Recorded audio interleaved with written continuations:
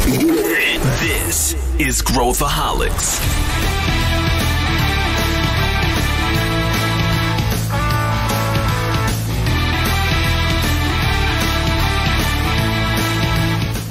Olá pessoal, aqui é Pedro Weingärtner, CEO da ACE, e esse é Growthaholics, o podcast para quem gosta de inovação e empreendedorismo. E se você é uma dessas pessoas que ama esse tema, não deixe de compartilhar nas suas mídias sociais, no Instagram, no LinkedIn, não deixe de comentar e, por favor, avalie com 5 estrelinhas o nosso podcast. Hoje o tema é como tornar a sua empresa ágil. E todo mundo quer saber disso hoje em dia, todo mundo, de alguma maneira ou de outra, está trabalhando com métodos ágeis, enfim, todas essas metodologias que a gente conhece. E para debater o que fica, o que não fica, o que faz sentido, o que não faz sentido, eu trouxe 2 figuras fenomenais. Primeiro, Kim. Tudo bem, Kim? Kim Silvestre, como vai você? Tudo ótimo, obrigado, Pedro. Tudo certo aí. Vamos discutir um pouquinho hoje sobre como tornar nossas empresas mais ágeis, metodologia, isso aí. O que você faz na ACE, Kim? Aqui na ACE eu sou Innovation Leader, eu cuido dos processos de construção de novos produtos através dos squads corporativos e a gente cuida, o nosso trabalho é manter toda a metodologia de pé e fazer com que eles realmente construam projetos inovadores que gerem resultados reais aí. Legal. E eu também estou com ele, aquele que já é uma figura carimbada desse podcast, conhecido como Nostradamus do empreendedorismo brasileiro, Luiz Gustavo Lima, vulgo LG. Tudo bem, LG? Tudo bem, Pedro? Que satisfação, que prazer estar aqui com o senhor e com Eliakim. É uma satisfação diferente hoje, eu diria. Muito bom. Vamos começar com o nosso conceituando. Vamos conceituar o tema. O que é? Vamos entender o que significa agilidade. Vamos fazer um pouco de história aqui, vamos no manifesto, vamos tentar entender um pouquinho esse conceito para depois a gente partir para a resposta a essa pergunta de como a gente pode tornar a empresa mais ágil. Quem quer começar? Quem quer pular em cima do básico aí? Bom, o ágil ele começa na minha área específica, na área de TI, né, de onde eu venho. Ele vem para tentar tornar a construção de software mais rápida, mais ágil. Então, os times de TI começam a pensar um pouquinho numa forma diferente de fazer produto, de fazer software, né? E aí eles desenvolvem o Manifesto Ágil, que tem aí 4 principais valores, né? O primeiro é que as pessoas são mais do que as ferramentas, de que o software funcionando é melhor do que o software documentado, que a colaboração com o cliente é maior que o contrato, e que a capacidade de resposta a mudanças precisa ser o mais rápida possível. Então, basicamente, eles começam a tentar, dentro desses 4 valores, como que a gente consegue entregar o nosso software, ter uma versão do nosso software funcionando de uma forma mais rápida e que a gente possa testar ela de forma mais rápida. Basicamente, começa por aí, e aí isso vira uma febre no processo de TI, porque TI geralmente tem essa questão de que um departamento que antigamente era mais desorganizado, demorava mais tempo para fazer entregas, fazia uma entrega muito robusta que depois precisava ser revista porque não estava casado com aquilo que o cliente queria. E aí a parte de TI começa a viralizar o ágil e daí surge algumas outras áreas querendo copiar um pouquinho esse método e as empresas aí trazendo para toda a companhia algumas vezes. E tem tudo a ver com esse momento que a gente está vivendo, pegando aqui os principais, né, os itens mais valorizados aqui do Manifesto Ágil, que é indivíduos e interações mais que processos e ferramentas, software em funcionamento mais que documentação abrangente, colaboração com o cliente mais que negociação de contratos e responder a mudanças mais que seguir um plano. Então isso veio meio que responder àquela ansiedade aí de desenvolvimento de software que nunca dava certo, a gente não conseguia colocar o software do jeito que a gente queria no ar e trazia muita frustração para todos. Agora a gente viu, né, LG, uma migração de todos esses conceitos para o meio corporativo, além do software, certo? Certo. O que é bem interessante pensar nisso, né? Tá ouvindo agora o Kim falando e você complementando, a dinâmica do software, que para os mais técnicos que estão ouvindo aqui, o famoso waterfall, né, o cascata, que o mundo ele se acostumou a entregar por cascata, né? Então, o que é o cascata? Eu chego pro meu chefe e falo, chefe, o que você quer que eu faça? Ele fala, olha, eu quero que você me entregue isso aqui. Legal. Então, eu volto daqui X dias e te entrego esse negócio pronto. E é assim que a gente veio desenvolvendo a carreira, desenvolvendo produtos e tudo mais. Quando essa perspectiva do Manifesto Ágil, ela ganha mais popularidade, ela chega ao mundo corporativo, ela encontra outras metodologias, novas formas de fazer, que são muito mais ágeis, que a gente daqui a pouco pode aprofundar um pouco mais. Então, acho que conectando uma coisa com a outra, acho que é uma conexão bem trivial, assim, bem elementar, que é o fluxo de informações entre as equipes, né? A gente sempre viu, e para quem aqui trabalha no mundo corporativo sabe, que uma estrutura corporativa clássica, uma tradicional, o fluxo de informação ele é muito unidirecional, né? Ele é muito direto, ele é de cima para baixo, é comando e controle. Enquanto que em equipes ágeis, o fluxo ele é uniforme, ele é absolutamente democratizado, ele é aberto, todo mundo tem voz, e o desenvolvimento se dá de forma conjunta. Então eu gosto de olhar esse depara que a gente está vivendo, né? Inclusive não é uma coisa que acontece de um dia para o outro. A gente teve o elemento do Covid que acelerou a adoção de novas ferramentas, novas metodologias, mas principalmente uma nova forma de tomar decisão.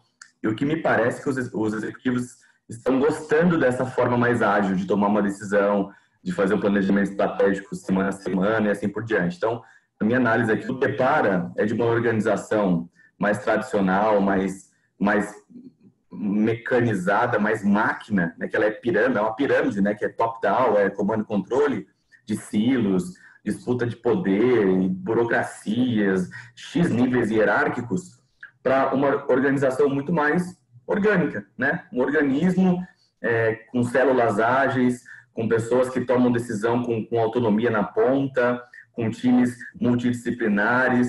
O comando e controle dá lugar a uma liderança servidora, né? O servant leadership, uma liderança que serve.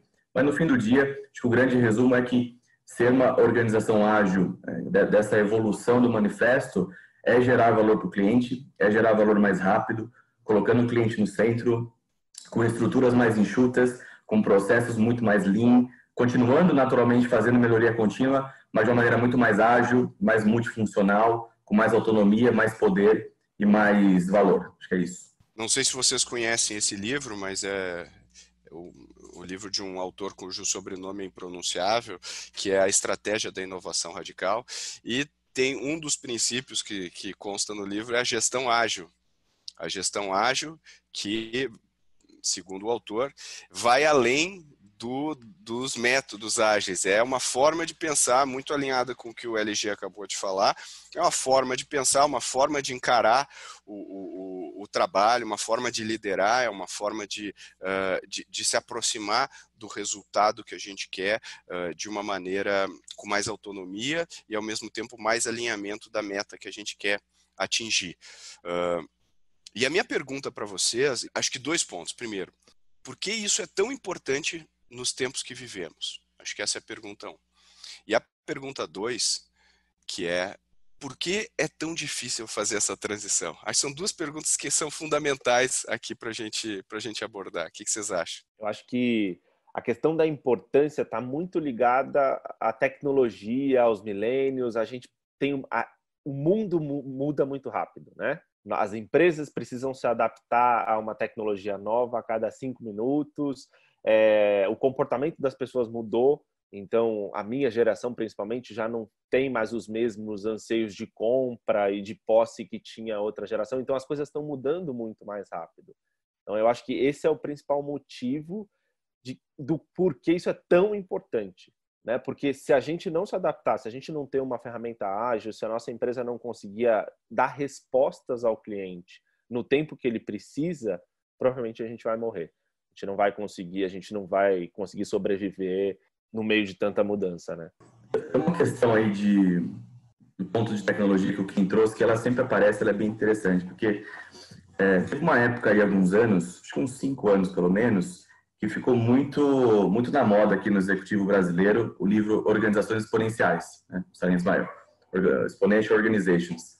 E aí o executivo brasileiro começou a prestar atenção de que tinha um movimento acontecendo no mundo de empresas que hoje a gente conhece como startup, que estavam crescendo exponencialmente, muito mais do que o executivo estava acostumado a crescer, utilizando tecnologias disruptivas, né? Tecnologias dando escalabilidade, reduzindo custo, dando muita velocidade. E aí esse assunto começou a tomar conta assim, dos almoços e cafés do mundo corporativo, mas passou, ficou por aí, todo mundo continua a vida e tal. Aí a avalanche passou por cima de muita gente, né? Até quando a gente estuda a zona de inovação lá do Jeff Moore, ele fala que uma coisa é você surfar a onda, outra coisa é você criar a próxima onda, né? E aí você para e pensa, pô, mas isso tem a ver, como quem disse, com novas tecnologias. E é verdade. Então, para os mais técnicos, a lei de Moore fala que a cada 18 meses você dobra a capacidade de tecnologia e reduz o custo proporcionalmente. Mas a gente está vivendo um novo contexto de mundo tão absurdo, mas ele é tão absurdo, que eu sempre gosto de colocar a comparação de que a gente vive o calendário cristão, né? Então, hoje, nós estamos no ano de 2020. Logo, 2020 anos depois de Cristo. Mas com um recorte tão simples quanto o do celular, a gente teve o tijolar no início dos anos 90, 91, e a gente tem o iPhone agora, a gente tem o Xiaomi. Hoje, se você entrar na Amazon do Brasil, os 10 celulares mais vendidos, 8 são Xiaomi. 8 são Xiaomi. Então, a gente tem, dos anos 90 até os anos 2020, 30 anos de evolução de celular, que mostra que a velocidade ela é tão rápida que nos últimos 7, 8 anos, ela acabou ficando absurdamente rápida. O que joga a gente para um cenário de novas tecnologias todo dia, toda semana, inovação disruptiva acontecendo de um jeito que eu não consigo acompanhar. O conceito do Clayton Christensen de inovação disruptiva é lá de 95, se não me engano, 1995. Depois ele evoluiu para análise de job to be done, que é uma outra característica também desse movimento. Então, é um negócio tão rápido, que as práticas tradicionais que o executivo foi ensinado na faculdade, na universidade, no MBA, elas já não estão funcionando mais, porque as regras mudaram, como quem disse, o comportamento do consumidor muda absurdamente rápido também, a dinâmica do mercado é diferente e pior, ele não consegue mais monitorar a concorrência. Eu gosto, para encerrar essa parte, eu gosto sempre de falar o seguinte, qual que é o relógio mais famoso do mundo? Não, o relógio é o suíço, o relógio suíço é de maior qualidade. Legal, o Apple Watch vendeu ano passado mais do que todos os relógios suíços somados. Caramba, um mercado super tradicional, construção civil, de construir uma casa, um apartamento, um prédio, sou uma incorporadora, vende os prédios ou aluga os apartamentos, aluga as casas. Veio o quinto andar.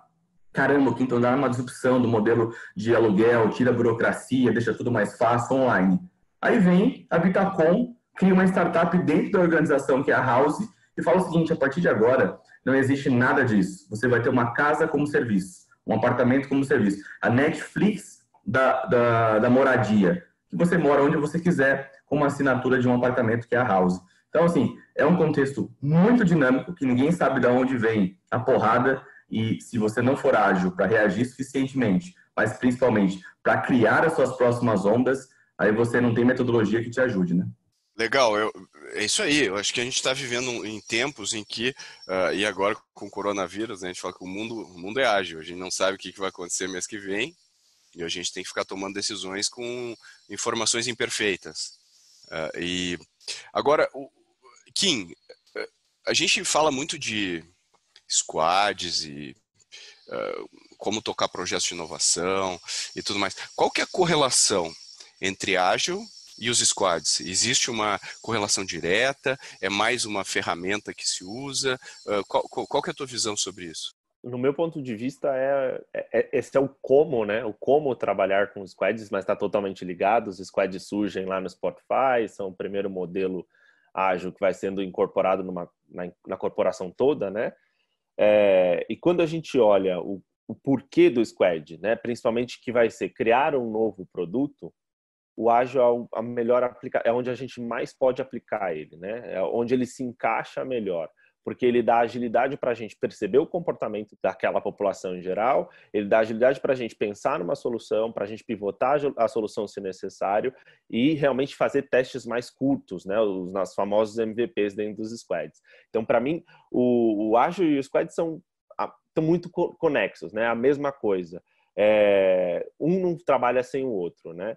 O motivo do Squad é criar um novo produto e o ágil é tornar essa criação mais rápida, mais assertiva, com um olhar mais visionário para o cliente e não para os processos, e que a gente pense que essa solução ela precisa resolver problemas e não somente ser uma solução, né? Eu sempre falo para os squads que o ágil traz bastante essa visão para eles. Vocês precisam se apaixonar pela dor, não pela solução. Porque a partir do momento que se apaixona pela dor, pelo aquilo que você descobriu rapidamente, a sua solução pode ser mutável. O ágil vai permitir isso, né? Se sua corporação for ágil, se sua continuar, se a partir de amanhã, como o LG falou, né?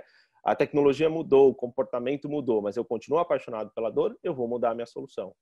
O ágil vai permitir com que a gente mude de forma rápida, mude de forma estruturada, o que é mais importante, e continue resolvendo o problema. Agora, vou jogar um pouco de gasolina aqui na fogueira. Luiz, diz uma coisa. Se a gente pegar as metodologias que a gente usa, né, o Lean Startup e pegar as metodologias ágeis, e se a gente for fazer uma hierarquia, do que é mais importante para uma empresa entender ou aplicar? Seriam os métodos mais associados à experimentação ou os métodos mais associados à execução? Ou não existe essa prioridade no teu entendimento? Bom, primeiro que é o seguinte, acho que antes de falar de metodologia, é bom falar de modelo mental, né, de pensamento, de forma de enxergar, de visão, porque na prática, né, convivendo com os nossos clientes ou com os executivos do mercado, o que é muito comum de ouvir antes de falar de tecnologia é o seguinte, fala, cara, LG, tem como você ir comigo na reunião lá com o CEO? Ou o cara é VP, o cara é diretor, cara fala, tem como você apresentar exatamente isso lá pro pessoal? Ou por quê, né? Você não consegue apresentar sozinho, você precisa de ajuda? Não, é porque, cara, eles são tão enraizados ao modelo tradicional, eles são tão tradicionais, tão lineares, que é muito difícil entrar na cabeça deles que uma discussão como essa é importante. Então, eu diria que, antes de falar de metodologia, trabalhar um modelo mental de que tudo que a gente falou aqui até agora poderia ser traduzido numa apresentação e você abrir uma discussão com esses conceitos que a gente falou até agora. Dito isso, aí para mim é uma combinação de fatores que um não exclui o outro, mas tem um elemento que é fundamental, que é o seguinte: você pode pegar a melhor metodologia ágil que existe no mundo, você pode levar o Kim e colocar o Kim trabalhando 24 horas com você pode contratar a Ace, que não vai resolver, porque não é colocar metodologia ágil por colocar, não é implementar squads por implementar. É uma combinação de fatores que passam por uma definição clara de objetivos, de estratégia, de tirar barreiras do caminho. Então, a gente gosta de olhar, pelo menos essa é a visão que a gente tem, especialmente eu falando aqui, é a que eu tenho, é que eu não posso querer desenvolver algo de maneira ágil se eu não sei se aquilo que eu estou a desenvolver é a melhor coisa que eu devo fazer. Logo, um princípio básico é dar um passinho para trás e entender o que é que eu tenho que fazer. Para entender o que é que eu tenho que fazer, eu tenho que mergulhar no mundo do cliente, como o Kim já disse aqui, que é colocar o cliente no centro, e rodar um processo de experimentação, de conhecimento do cliente, de validação de hipóteses, de entendimento daquilo que está na cabeça dele. Qual que é um erro muito comum que eu vejo nesse processo de aplico ágil, aplico Lean, aplico o quê? É o seguinte, como a gente está muito treinado, a nossa cabeça ela é muito treinada para a solução, resolve, habilidade do futuro é resolução de problemas complexos, a gente tem que mudar a forma de pensar quando a gente coloca o cliente no centro. Porque quando eu passo a utilizar metodologias, o pressuposto é de que eu sei o que eu estou fazendo. E aí não adianta ser ágil, não adianta usar design thinking, que alguns gostam, não adianta usar growth hacking, que é pior ainda, se eu não usar o princípio fundamental, que é como está o comportamento, as emoções, as sensações desse cliente na jornada de relacionamento comigo, na jornada de compra do meu produto ou do meu serviço. Quais são os pain points? Quais são os pontos de dor? Onde que está pegando para ele? Quando eu olho a pesquisa de satisfação, quando eu olho o meu NPS, quem são os detratores? O que eles estão reclamando? Quem não avalia a gente bem, não avalia por quê? Então, tem todo um trabalho de base, de entendimento desse contexto, desse comportamento desse cliente, que somente a partir disso eu vou começar a desenvolver, começar a executar. Se isso aqui é verdade, se isso aqui para em pé, se você tem essas informações, eu diria que a primeira etapa é fazer um Customer Development, né, que a gente gosta de fazer, que é um processo de desenvolvimento do entendimento desse cliente, de validação dele. A partir disso, e ancorado, né, em paralelo, a mentalidade Lean, que é o Build, Measure, Learn, né, eu faço, eu meço, eu aprendo, eu retroalimento esse processo, eu experimento, eu testo, eu vou para a rua, eu crio o site, crio testes e a partir do momento que esse negócio começa a andar um pouco mais, eu amplio ainda mais o ágil, fazendo entregas mais robustas, com mais cadência, com mais valor, em maior quantidade também com o tempo. Eu costumo dizer o seguinte, né? Se eu vou tornar ágil coisas erradas ou coisas ruins, eu vou simplesmente fazer coisas ruins mais rápido ou mais ágeis. Então, parte da equação aqui do quebra-cabeça é aquilo que o Kim falou, que o Kim não defende uma linha masoquista de adorar a dor, né? Mas é você entender a jornada, entender o problema e principalmente entender onde eu quero chegar, e aí existe o profundo exercício de priorização baseado em dados, que a gente não sabe fazer muito bem no Brasil, porque a gente não sabe tomar decisões baseadas em dados, não faz parte da nossa cultura, a gente gosta de ir por intuição e tudo mais, e também existe aquela capacidade, habilidade que é subestimada de rodar um experimento, de saber fazer um teste, de saber analisar o resultado de um teste, né? Então, eu costumo dizer, se a gente pegar uma startup lá no início, não vai ter provavelmente esse nome que eu não gosto muito, um agilista dentro da empresa, não vai ter um Scrum Master, o Kim já foi de uma startup e já estava no meio do furacão, não tem aqueles rituais bonitos como a gente vê.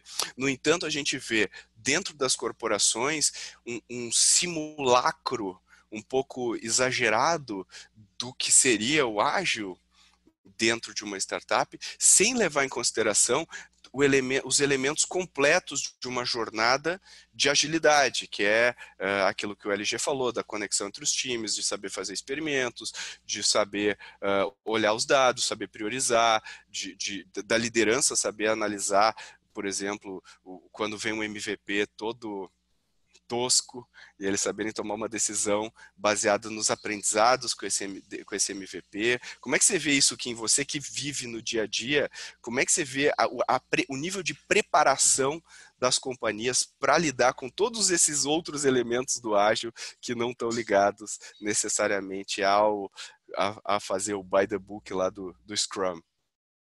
É muito engraçado, porque se a gente pega a fala do LG, né, de que precisa de um norte, e esse ponto que você está tocando, muitas corporações elas tentam enfiar pela goela, né? Vamos fazer por fazer. Precisamos criar um squad, precisamos colocar a metodologia ágil na nossa companhia, mas eu nem sei por quê. Porque alguém falou, porque todo mundo está fazendo, porque as pessoas não entendem realmente o porquê, né? Acho que e vem muito ligado a isso que você falou. O brasileiro não olha para dado, não sabe entender muito bem o dado, é muito cultural isso. E as companhias elas acabam caindo nessa mesmice, né? Eu acho que o primeiro ponto para você saber aplicar o Agile é você entender o porquê você está aplicando o Agile. Por que você está fazendo isso dentro da companhia? Existe um motivo? É para um novo produto? Nessa área funciona? Né? Porque eu tenho muito a visão de que não funciona para todo mundo. Né? Talvez algumas áreas, como por exemplo a área financeira, que precisa de processo, você vai colocar um método ágil lá, você vai piorar, você vai potencializar o problema. Né? Aquilo que você falou. Então, eu acho que o primeiro ponto que as empresas precisam se preocupar, se perguntar, né? Antes de aplicar o ágil, é entender o porquê nós estamos colocando o ágil aqui. É porque a gente quer mudar a cultura, como o LG falou, nós vamos começar a mudar o mindset das pessoas? É porque nós vamos desenvolver um novo produto? É porque a gente quer transformar a companhia? Mas aí a gente precisa meio que entender o como, o por onde, e como a companhia vai desenhar e se tornar uma companhia ágil. Não eu acho que o maior erro que as empresas cometem é fazer por fazer, aplicar por aplicar e não aplicar de forma correta, não aplicar na área correta ou no produto correto, se decepciona e aí fala não funciona, não deu nada certo, bagunçou a minha cultura e é só mais uma modinha que eu estou tentando simular startup e não deu certo. Isso acontece muito.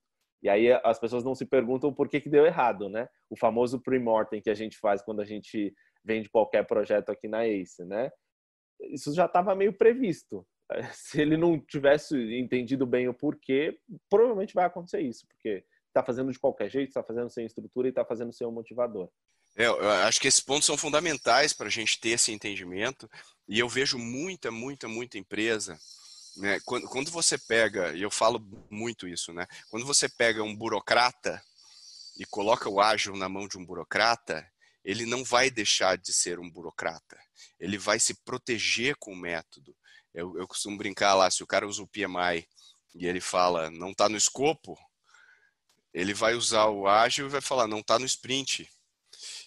Ele basicamente faz a tradução de um para outro. Então, burocrata por burocrata, não interessa o método que você usar, ele vai se proteger através do método.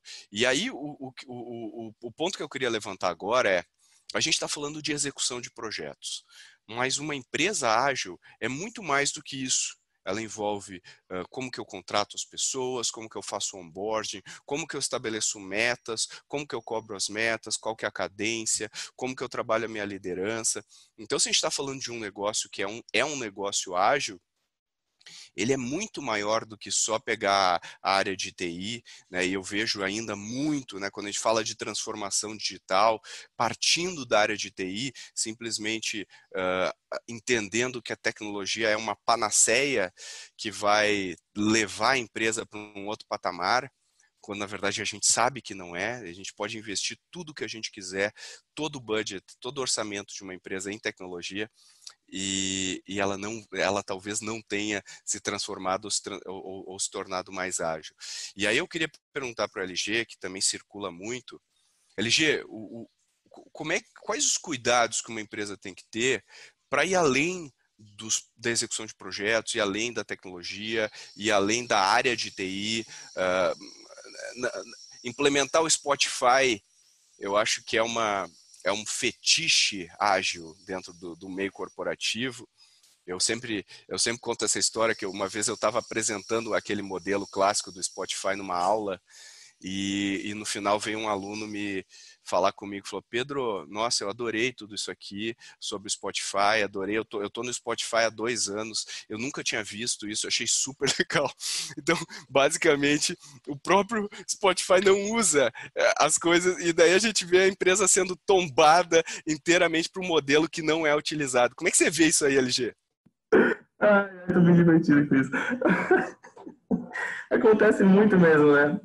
É legal essa experiência de dar aula, que é fantástico, que você entra em contato com a realidade nua e crua do mundo corporativo, porque você dá aula para executivos, né? Pessoas que estão no mundo todo do trabalho. E aconteceu isso comigo também, se me permite só complementar esse exemplo. Eu estava fazendo uma aula sobre isso também, e aí veio um grupo de alunos. Quando terminou a aula, veio um grupo de alunos, e eles trabalhavam na mesma empresa, trabalham até hoje na mesma empresa. Isso foi no começo do ano. Falou, professor, deixa eu contar uma coisa.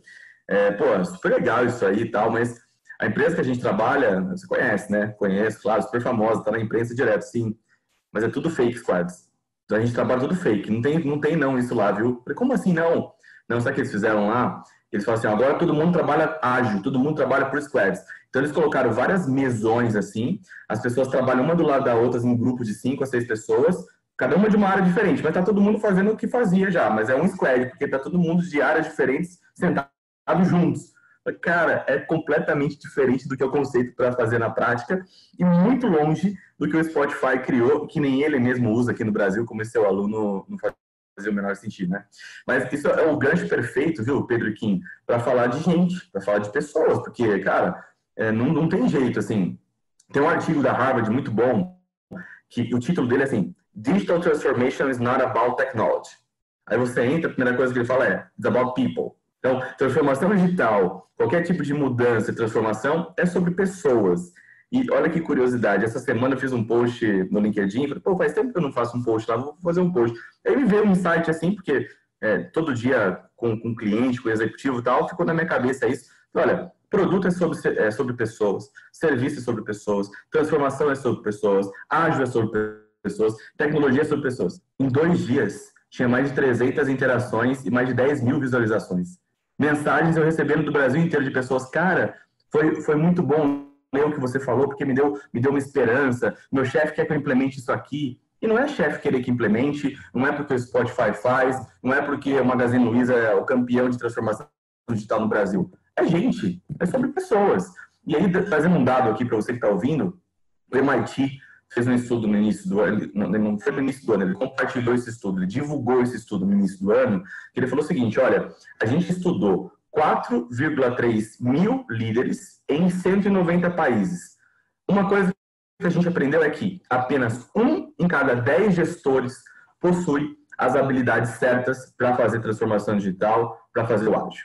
Somente 12% acreditam que possui um gestor com a mentalidade necessária para a transformação digital e menos de 10% tem as habilidades. Ou seja, tem muito caminho pela frente para desenvolvimento de pessoas, desenvolvimento da mentalidade das pessoas, desenvolvimento de competências, desenvolvimento de habilidades, estímulos a atitudes que, no fim do dia, é gente, é pessoas.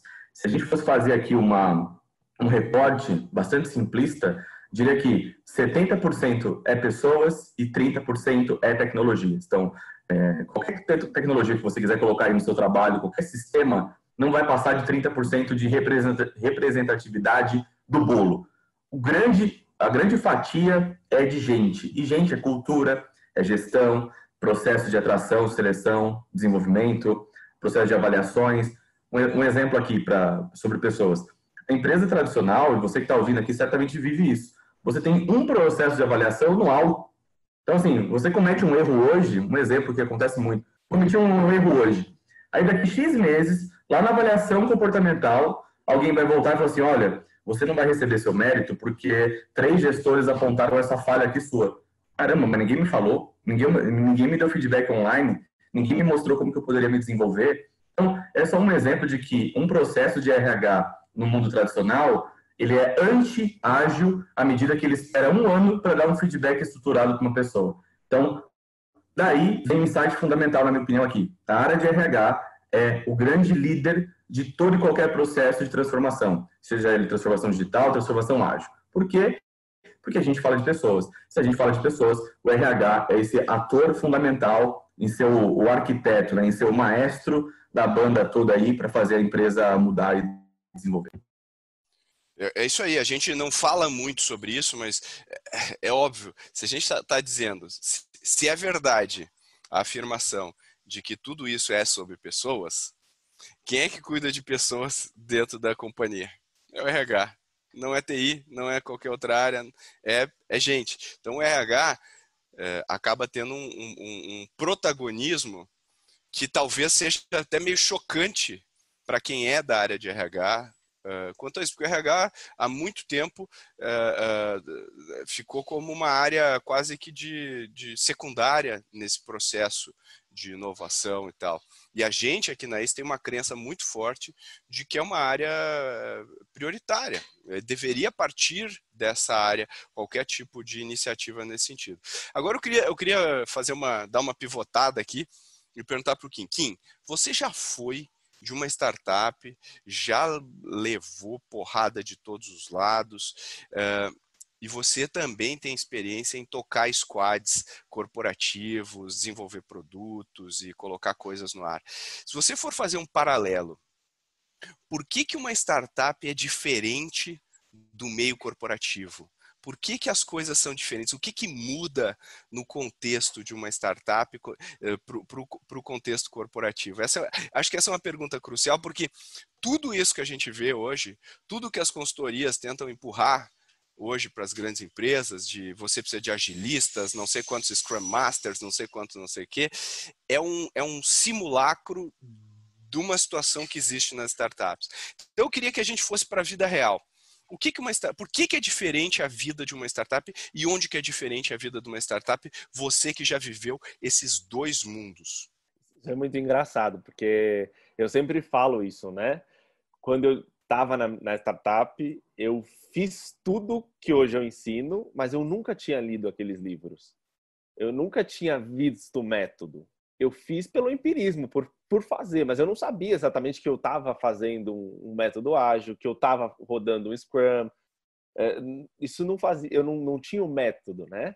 Eu tinha uma motivação. Então, na startup, nós tínhamos uma motivação, como toda startup, pouco dinheiro, isso vai, ou você faz, ou você dá um jeito de estruturar as coisas para que elas funcionem, ou elas não vão funcionar, mas eu não tinha método.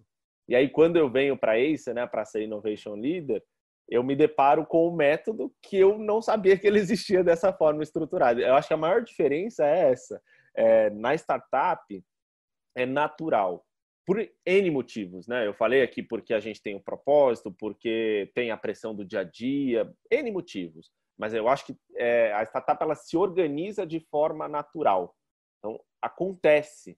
O Agile acontece ali dentro, né? Quando se você for falar com as startups, a maior parte delas, a não ser quem já passou por isso, né? Vai saber exatamente o que está acontecendo. E quando a gente olha para o squad, não, né? Ou quando a gente olha para o meio corporativo, por exemplo. Primeiro vem o método. Depois se torna natural.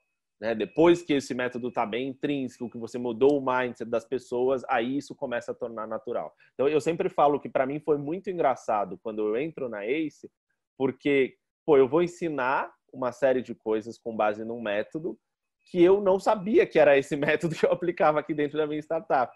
Eu aplicava, mas não sabia que existia alguma coisa por trás. Lógico que quando você vai tendo a metodologia, você vai vendo que podia, talvez, ser mais simples ali, mas aí eu falo, não seria tão natural, a gente não teria tido os aprendizados necessários para a construção dos nossos produtos, dos nossos MVPs. Então, eu acho que a grande diferença, e assim, sendo bem pragmático, um é natural, o outro não é natural, o outro é montado. Depois se torna natural. Eu acho que o objetivo, né, quando a gente olha para a corporação, num step daqui, um ano e meio, isso vai se tornar natural, mas no começo não é. E para mim essa diferença é crucial. Eu acho interessantíssimo isso que tu tá dizendo, e eu concordo muito contigo. E outra coisa que eu vejo, né, que eu acho que talvez você possa comentar também um pouco isso, é que quando a gente aprende a metodologia na teoria, lê o livro lá do Scrum, vai lá no aeroporto, lê no avião e tudo mais, vamos fazer mais. É uma coisa. E lá na ACE, né, a gente criou também um ambiente em que as pessoas experimentam e vivem, respiram esse método. E acontece uma transformação do time que está envolvido nesse tipo de projeto. Quer dizer, o time muda a forma de enxergar as coisas, de pensar. E tem uma hora que dá um clique. No começo, existe uma forte resistência a trabalhar de um jeito diferente. E depois dá um clique, é como se fosse uma chave. A gente já viu gente se vestindo diferente depois do método, né? Pensando diferente, falando, nossa, eu tô aqui, agora eu enxerguei o Matrix, né? Como alguns já me falaram. Como é que você vê isso aí, a questão da vivência versus a teoria? Eu acho que, primeiro, na teoria tudo é muito lindo, né? Tudo é lindo, tudo são flores, não existem problemas, quando a realidade não é essa. E essa transformação, né, ela é muito interessante. Eu já tive squads que começaram e já terminaram, e tenho squads, por exemplo, nesse momento, que estão no começo da jornada. Então, eles estão aprendendo a metodologia, e aí a gente força bastante eles. Olha, precisa ser adaptado para a realidade de vocês quatro. Talvez nem tudo funcione, mas como essas pessoas em específico são pessoas sênior de uma corporação já grande, para eles não. Nós vamos seguir o método lindo, bonito e etc. Essa semana, eles tiveram o primeiro choque, eu diria, né? Que é a primeira apresentação que eles fazem, onde eles veem que, poxa, primeiro, eles não tinham percebido que tinham feito tanto em tão pouco tempo, não tinham essa percepção até então. Para eles era, vamos rodar, vamos fazer direitinho, tá lindo, etc. E eles não tinham percebido como as coisas podem mudar de forma rápida, como eles podem pivotar, né? Se necessário. Então eu falo que esse momento, principalmente esse primeiro comitê que a gente faz, né? Ele começa a quebrar o mindset das pessoas. Ele mostra para a pessoa, é como se tirasse um cabresto delas, né? Tipo, eu tô vendo uma coisa que eu não via antes. Eu não sei por que eu não via, mas eu não via, não tinha entendido que era assim, não tinha entendido que eu podia ser rápido. O processo como um todo, ele transforma muito as pessoas, né? Se a gente olha os squads que já terminaram, essas pessoas não voltam às mesmas. Dentro da ACE, dentro do nosso método, a gente tem algumas ferramentas que a gente utiliza, como ali dentro do nosso processo, que medem a evolução das pessoas. E, de novo, se a gente faz um gancho com aquilo que a gente estava falando anteriormente, as pessoas são mais importantes. E aí, se a gente olha, quando essas pessoas entram no squad e quando elas saem, né, toda vez que termina o squad, a gente volta para os BPs dessas pessoas e faz uma apresentação sobre ela. Olha, essa pessoa evoluiu assim, essa pessoa teve esses ganhos. E quando a gente vai fazer essa apresentação final para o BP, ela acontece depois que a pessoa já voltou para a corporação. A primeira coisa que o BP fala é: essa pessoa não é mais a mesma. Tipo, o que vocês fizeram com essa pessoa? Tipo, ela tem muito mais confiança, ela está muito mais aberta ao erro e ela mudou completamente. Ela quer fazer com que isso perpetue. Então, a visão é percebida pelas outras pessoas. E se a gente olha lá nas nossas avaliações, a própria pessoa se entende diferente. Ela consegue perceber que ela realmente mudou, que ela melhorou e mudou para melhor, e que ela consegue fazer mais. Né, que ela consegue fazer muito mais, de uma forma muito mais bem estruturada. E eu tenho uma frase bem legal de uma das squadders, né, uma pessoa que participou de um squad nosso, que ela falou assim: primeiro, eu nunca mais vou ser a mesma. Segundo, eu nunca mais vou deixar de olhar para as informações. E terceiro, o que eu mais aprendi aqui foi que o feito é melhor do que o perfeito. Se a gente busca a perfeição, a gente não entrega nunca, a gente não cancela um projeto nunca e a gente fica na mesmice sempre. Pô, muito aprendizado aí, hein, Kim? Acho que todo mundo que está ouvindo, tenho certeza que vai cair várias fichas de vai para as trincheiras, experimenta, né? Começa a testar. Agora eu vou para o LG, a gente já está chegando aqui ao final do nosso episódio e eu queria tentar responder a nossa pergunta inicial. Como que uma empresa pode se tornar mais ágil? Aí, LG, que dicas, baseado em todo o aprendizado que você tem, e depois vou passar para o Kim também, que dicas que a gente pode dar de maneira bem pragmática o que a empresa pode fazer para se tornar mais ágil? Qualquer tipo de empresa, qualquer setor, o que você vê, LG? Bom, vamos lá. Primeiro que, fazendo um consolidado aqui desse episódio, ficou um baita episódio, hein? Quanta coisa a gente falou aqui, porque para quem está nesse processo de transformar uma empresa ágil, ouvir esse episódio com bastante carinho vai ser assim, vai poupar meses de trabalho. Então, falando com bastante experiência prática aí. Bom, acho que o princípio fundamental é a alta liderança, né, pessoal? Assim, não tem como fazer um processo de transformação como esse se a alta liderança não estiver comprada. Acho que esse é o princípio fundamental. Trabalhar a mentalidade, os ganhos, os cases, os desafios de transformar a empresa muito mais ágil com a alta liderança. Acho que esse é o princípio fundamental, até porque a pandemia nos ajudou nesse sentido, né? Se tem um ponto positivo que a gente pode olhar nessa história, é que as pessoas vivenciaram, como você disse no início, Pedro, de uma maneira ou de outra, o ágil em meio à pandemia. Então, quando tem um Pietro, que é o CEO da TIM, que fala que no processo normal ele levaria um ano para colocar todo mundo de home office e por conta da pandemia ele fez isso em uma semana, isso mostra que o executivo do alto escalão entendeu que dá para fazer e que não é tecnologia, porque a tecnologia já estava disponível. É a forma de trabalho, é a mentalidade, é a equipe. Então, não se discute mais ser ágil. O ponto é como ágil. Dito isso, trabalhar a mentalidade, então, da alta liderança, entender que a estratégia tem que ser muito simples, muito clara, definindo um objetivo, né, dar um desafio ali que as pessoas vão buscar aquilo, cada um na sua área, cada um com seus próprios desafios. Então, isso é extremamente importante. A estrutura, né, o design organizacional, inclusive no seu livro você fala um pouco também, que é fazer essa estrutura muito mais orgânica, muito mais em organismo, muito mais em rede, tirando o comando e controle, claro, não de um dia para o outro, né? Nada do que a gente está falando aqui é radical.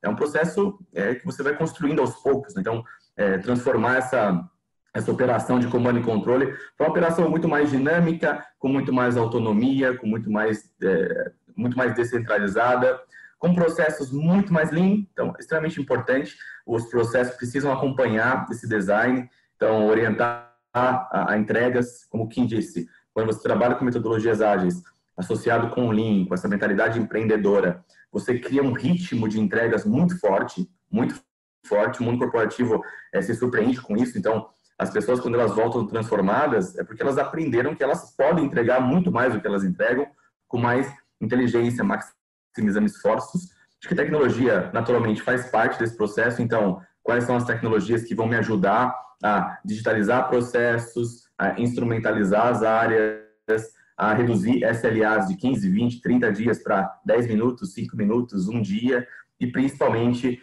cuidar com bastante carinho do employee experience, né? Da jornada do colaborador como um todo, entendendo muito bem o perfil das pessoas, o perfil que aquela área demanda como ágil, se faz sentido ou se não faz, as competências, as habilidades, as atitudes, a mentalidade empreendedora e principalmente a vontade em querer fazer, porque se não tiver vontade, aí não adianta. Legal, poxa, isso aí já dá tem uns 10 tópicos aí que você falou. Kim, baseado aí na tua visão das trincheiras, o que você vê? O que pode ser feito? O LG deixou difícil para mim aí. Acho que a fala dele resume muito o como, né? É muito bacana, que é exatamente essa visão. Acho que tem que começar da liderança e entendendo as pessoas ali, né? Quando a gente olha para uma coisa talvez mais prática, o que eu acho que tem que acontecer, né? A gente primeiro tem que entender, além de tudo que o LG falou, né? Tem que entender muito bem o colaborador, que eu acho que é uma coisa que as pessoas, né? A gente acha que entende, mas não entende. Então, eu acredito muito na máxima de que não há colaborador ruim, há perfil mal encaixado. Há uma pecinha de quebra-cabeça tentando ser encaixada num lugar que ela não devia. Então, para mim, um dos pontos que eu coloco para que ele funcione de forma ágil é entenda todos os seus colaboradores, entendam se eles se encaixam onde eles estão, se eles se encaixam no ágil, se eles se encaixam naquela área e tenham um olhar verdadeiro para esse colaborador. Não como o LG citou lá, depois de um ano dar um feedback, né? Ter ferramentas ali que olhe para as pessoas. Eu falo sempre que uma empresa ágil, qual é o cliente dessa empresa ágil? Não pensando em externo, pensando em interno. São os seus colaboradores, são as pessoas que estão ali do seu lado. Então, a gente primeiro precisa olhar para esses caras, entender muito bem sobre eles, e aí, num segundo momento, dar ferramentas para eles, né? Eu acho que a tecnologia, às vezes, ela tem essa máxima de que tudo é muito caro, tudo é muito difícil, não é bem por aí, mas existem milhões de ferramentas gratuitas, que aqui na ACE, por exemplo, a gente usa como um Slack, um Trello, uma série de coisas que são fáceis de serem implementadas, que vão ajudar essas pessoas no dia a dia a se comunicarem melhor, a entenderem melhor o que a empresa está fazendo, por quais processos a empresa está passando. E não são, como disse o LG, né? Às vezes as empresas fazem aquele planejamento gigante de um ano para implementar uma ferramenta e no meio da pandemia tiveram que fazer uma semana. Ou seja, dá para fazer muito mais rápido, basta querer, né? Eu acho que esses são os dois pontos que eu consigo complementar aqui e ser simples. Acho que pegando um guarda-chuva de tudo isso, seja o mais simplicista possível. Não complique as coisas. Não complique os processos, não complique a relação com as pessoas, não complique a sua fala, a sua comunicação. Então, eu vejo muitas vezes as empresas corporativas, elas não entendem metade das siglas do Scrum. E tá tudo bem, não precisa entender. Você não precisa nem falar essas siglas exatamente. Você pode fazer de uma outra forma. Seja simplista e faça com uma linguagem que a sua companhia te entenda. A partir do momento em que você começar a complicar o ágil, é porque você não está sendo ágil. Boa, olha só quantas dicas, como o LG falou, acho que o pessoal deveria ouvir com um bloquinho na mão esse episódio. Aí tem muito insight, muita anotação que o pessoal pode fazer. Agora vou encerrar aqui, eu concordo, não tem nem o que complementar o que vocês falaram. Eu acho que talvez a única coisa que eu posso dizer é comece pequeno. Tente começar pequeno e não tenta abraçar o mundo, não tenta tombar o ágil para a companhia inteira. Acho que esse é o melhor jeito. E eu queria agradecer aqui os meus debatedores. Kim, muito obrigado aí pela sua participação. Valeu aí pelas ótimas dicas. Obrigado, galera. Obrigado, Pedro. Muito obrigado aí pelo convite. Espero que acrescente bastante aí na vida de todo mundo que está escutando e que vocês consigam tornar as empresas mais ágeis, mais simples e mais focadas no cliente final. Obrigadão aí. Legal. E meu amigo Luiz Gustavo Lima, obrigado pelos insights de sempre aí no nosso bate-papo.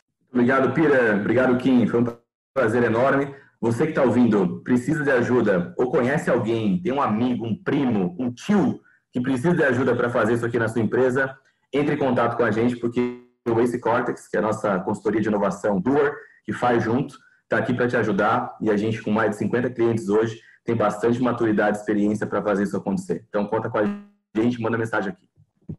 lg@goace.vc. Esse é o e-mail que você deve mandar a mensagem para discutir esse ponto. E com isso me despeço aí dos nossos ouvintes. Queria agradecer você que ficou até o final dessa jornada. Espero que tenha sido útil, espero que você tenha tirado insights. E de novo, se você quiser comentar, curtir, a gente vai adorar nas mídias sociais, especialmente no LinkedIn e no Instagram. A gente vai querer ver suas mensagens lá. Se você ainda não assina o nosso newsletter, Growthaholics, assine o nosso newsletter. Basta entrar no nosso site, acestartups.com.br, e você vai conseguir assinar o nosso newsletter. E nos vemos na próxima. Um grande abraço, pessoal.